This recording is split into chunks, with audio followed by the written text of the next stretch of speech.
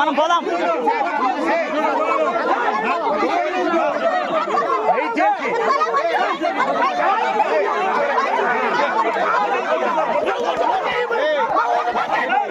నల్లపరెడ్డిపల్లి ఇది చాలా ప్రధానమైన ఈ ఊరిది. ఇక్కడ దాదాపు 1100 మంది 2 బూతుల్లో ఓట్లు వేయాల్సిన పరిస్థితి. కనీసం ఒక్కరు కూడా లోపలికి వెళ్ళే పరిస్థితి లేదంటున్నారు. ఎలా ఉంది అసలు? నల్గొండపల్లి పోయిందాం సార్, మా ఓట్లు ఆడ వేసినారు, లోపలికి రానిలే. మేము ఓటు వేస్తామంటే శిల్పులు గుంజుకున్నారు. మేము ఓటు వేస్తాము, మమ్మల్ని ఎందుకు వీళ్ళు నంపుకున్నారు, మీరు పశారణం ఎందుకు తిరిగినారు అని అడిగినాం. మేము ఓటు వేయిన దానికి పశారణం ఎందుకు తిరగల్లా, ఇళ్ల కాటికి ఎందుకు రావాలా వాళ్ళు? మేము వేస్తాం సార్, ఓటు వేయమనిలే, మాకు ఓటు హక్కు ఉంది కదా, మీరు పల్లెలు తిరిగి ఎందుకు ఏడు జాబులు చేసే వాళ్ళు ఎందుకు వీళ్ళు నంపుకున్నా అని అడిగినాం. మేము మీరేం చేస్తారని ఒకరు కొట్టనొచ్చారు, ఒకరు దబ్బుతారు, ఒకరు రంపులు వద్దంటారు, అంతా ఎవరు జెండా ఏమేమి అడిగినాం. మేము పోలీసులు ఎవరు నోరెత్తలే ఉండారు, పోలీసులు అన్నాం సార్. మేము ఈ మాట అడిగినాం. మేము వాళ్ళది బట్టి గుంజుకుంటున్నారు సార్, వాళ్ళు శిల్పులు గుంజుకుంటున్నారు. ఓటు వేయనీలే మమ్మల్ని, ఇంటర్ కానీలే మమ్మల్ని, వాటికి రోడ్డు దగ్గరికి రానీలే, గుంజుకుంటున్నారు.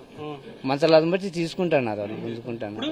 ఇక్కడ ఉన్న ఓటర్లు లోకల్ కూడా ఎవరు ఓట్లు లేని పరిస్థితులు అయితే ఇక్కడ ఇప్పుడు ఏజెంట్లు కూడా లోపలికి వెళ్ళారు. ఏజెంట్లు పోలేరు, ఎవరు పోలేదు సార్ లోపలికి. అయితే మటుకు ఇది అరాచక పాలన అయిపోయింది, చాలా ఘోరంగా ఉంది.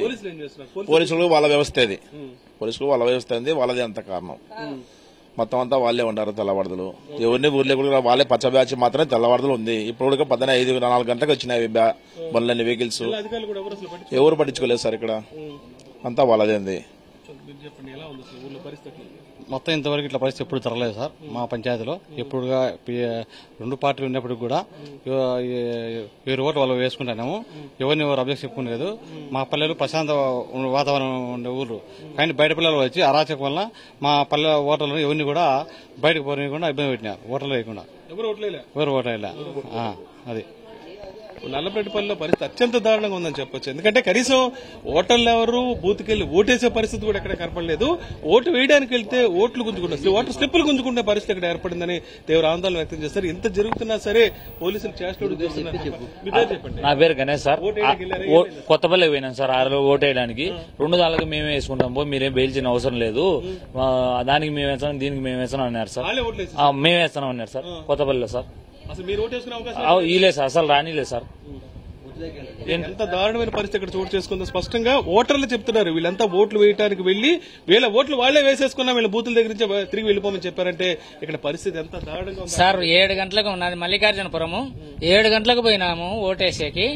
రోడ్లో నుండి ఇట్లే పోండి, 11 గంటలకు రండి, 11 గంటల వరకు రావాకండి ఓటేసేకి, 11 గంటల తర్వాత మేము ఫోన్ చేస్తాము మళ్ళా రాండి అంటున్నారు. ఏం సార్ అట్లా అంటే, పోలీస్ సారే అంతే, మేము అవి పని చేయలేదు ఈవీఎంలు, 11 గంటలకు రాండి మళ్ళీ వేపిస్తాము. మా ఊరోళ్ళు ఆడ ఉండి తెలుగుదేశం వాళ్ళు, వీళ్ళు తెలుగుదేశం వాళ్ళు లోపలికి పంపి అంటే పంపిస్తున్నారు. వైసీపీ వాళ్ళు మేమంటే వాళ్ళని వెనక్కి పంపించండి అని స్లిప్పులు తీసుకొని అర్థం సింపి అర్థం వాళ్ళ మాకిచ్చి అర్థం వాళ్ళు తీసుకున్నారు సార్.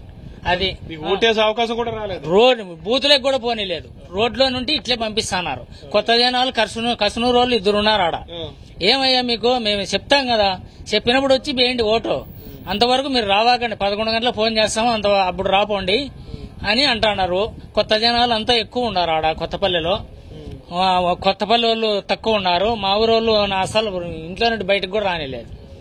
ఇప్పుడు ఇక్కడే ఓట్లన్నీ కూడా పక్క గ్రామంలో వేయాల్సిన పరిస్థితి. అక్కడికి వెళ్లి చూస్తే కొత్త మనుషులు కనిపిస్తున్నారు. కనీసం బూతుల్లోకి వెళ్లే పరిస్థితి లేదు. స్లిప్పులు వెళ్లి దగ్గర గుంజుకుని వాళ్ళు మీ ఓట్లు వేసేసామని చెప్తున్నారు.